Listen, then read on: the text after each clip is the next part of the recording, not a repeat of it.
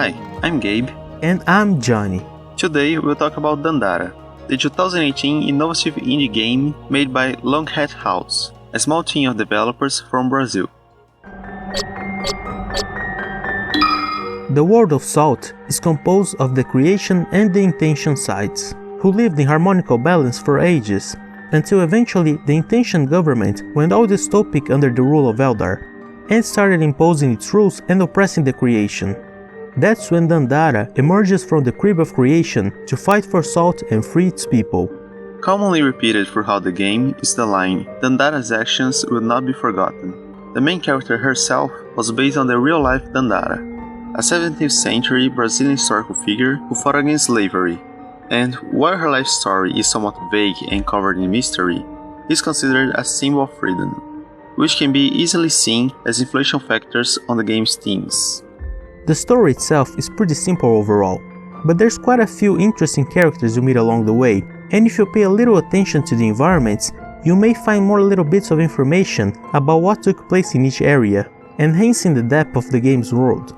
We got the Trials of Fear edition, which is a free DLC that now comes along with any version of the game. So we're not exactly sure where all of the original content ends and the extra begins, but you just can tell about some areas, upgrades and bosses, including an extra ending past the original final boss.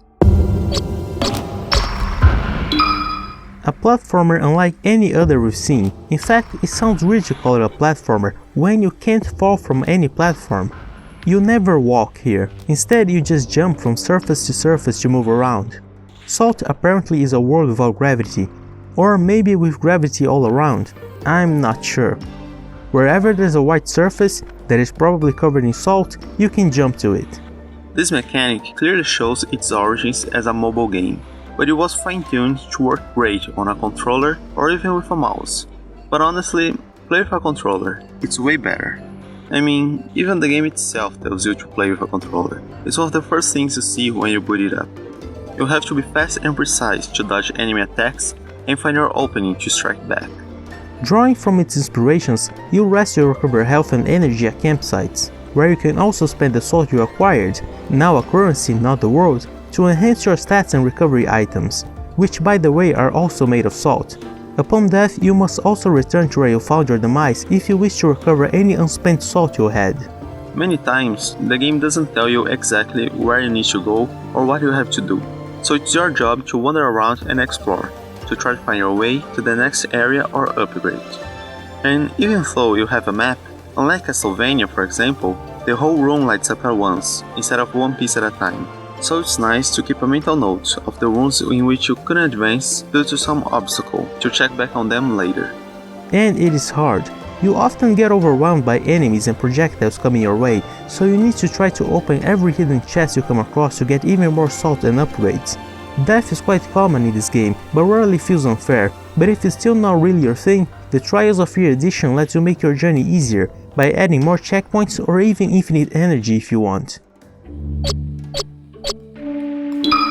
The developers didn't shy away from showing their references and inspirations, both from the video games they play throughout their lives and their Brazilian culture. In a couple of areas you can spot some familiar faces, both in the background and on NPCs. Dandara has a retro look, again taking after the classics that inspired this game.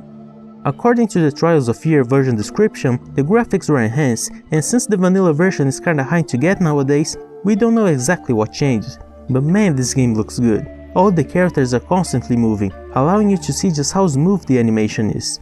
You already get a glimpse of what awaits you as soon as you start the game and see Dandara's scarf flowing to the wind in the main menu, and it only gets better. I mean, look at this, they even animated her goddamn nostrils. Now the music, boy it's good too. This guy Tomás, I don't know who he is, but he did an amazing job.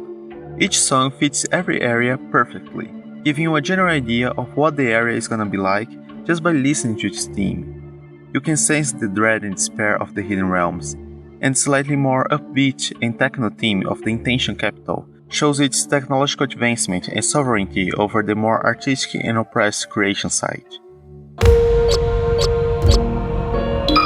Dandara is amazing. It manages to capture pretty much everything that made the games it took inspiration from into instant classics. The precise controls, the learning curve, the visuals, the awesome soundtrack, all of it.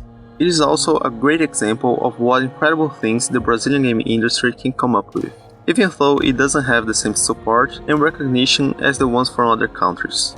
If you have the time, we definitely recommend that you give Dandara a try. You won't be disappointed. If you enjoyed this video, please remember to give us a like and subscribe to our channel to see more content like this. You can also click here to check out our last review about Oddworld New and Tasty. See you next video. Till then,